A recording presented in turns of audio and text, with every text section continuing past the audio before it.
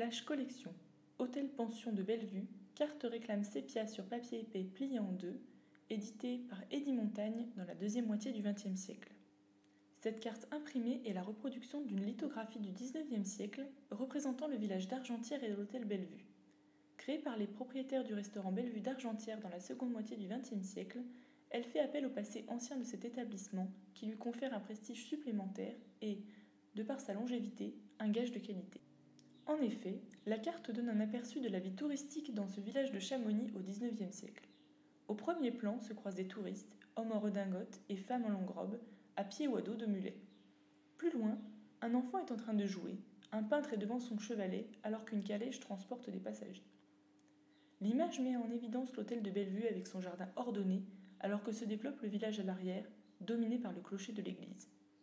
En arrière-plan, dans une représentation légèrement stylisée, apparaît le massif du Mont Blanc.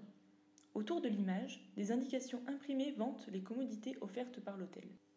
Guide et mulet à volonté, voiture à volonté, service prompt et soigné, dîner à toute heure, très recommandé, terrasse en face du Mont Blanc et des glaciers. Ces mentions attirent l'attention sur la concurrence qui existait entre les différents établissements hôteliers de la vallée de Chamonix. Ceux-ci rivalisaient de services pour attirer les visiteurs de passage. Cet hôtel était tenu par un propriétaire d'Argentière, Devoissou-Charlet.